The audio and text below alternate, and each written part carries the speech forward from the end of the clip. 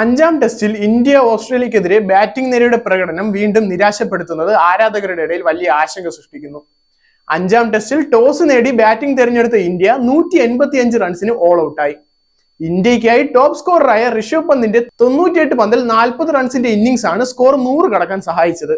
എന്നാൽ ഇന്ത്യയുടെ മറ്റു പ്രമുഖ താരങ്ങൾ ഓസ്ട്രേലിയൻ പേസർമാരുടെ മുന്നിൽ തകർന്നടിഞ്ഞു. ഇന്ത്യയുടെ ബാറ്റിംഗ് തുടക്കം മുതൽ തന്നെ തകരാറിലായിരുന്നു. ആദ്യം KL രാഹുൽ 11 റൺസിൽ മിച്ചൽ സ്റ്റാർക്കിന്റെ പന്തിൽ സാം കോൺസാസിന്റെ കൈകളിൽ പന്ത് കൊടുത്ത് മടങ്ങി. തുടർന്ന് ജയ്സ്വാൾ, ഗിൽ, കോഹ്ലി എന്നിവർക്കൊന്നും ഗണ്യമായ സ്കോർ നേടാൻ കഴിഞ്ഞിരുന്നില്ല. ഋഷഭ് പന്തിന്റെ കരുതലോടെയുള്ള ഇന്നിംഗ്സും വാലറ്റത്ത് ബുംറയുടെ പൊരുതലും മാത്രമാണ് ഇന്ത്യൻ ടീമിനെ പ്രതീക്ഷയിൽ നിലനിർത്തിയത്.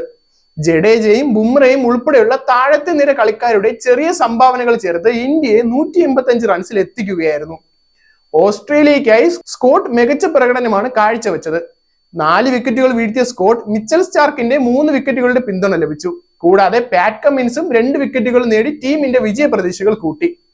ഇന്ത്യൻ ക്യാപ്റ്റൻ ജസ്പ്രീത് ബുംറ മത്സരത്തിന് മുമ്പ് ടോസിന്റെ സമയത്ത് പറഞ്ഞത് ടീം ഐക്യത്തെ കുറിച്ചായിരുന്നു. ടീം നയിക്കുന്നത് വലിയ ഉത്തരവാദിത്തമാണെന്നും ടീമിനെ മുന്നോട്ട് നയിക്കാൻ തയ്യാറാണെന്നും അദ്ദേഹം പറഞ്ഞു.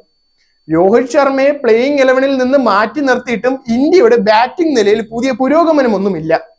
ഇന്ത്യയുടെ ബാറ്റിംഗ് നിരയുടെ പരാജയങ്ങൾ നീണ്ടു നിൽക്കുകയാണ്.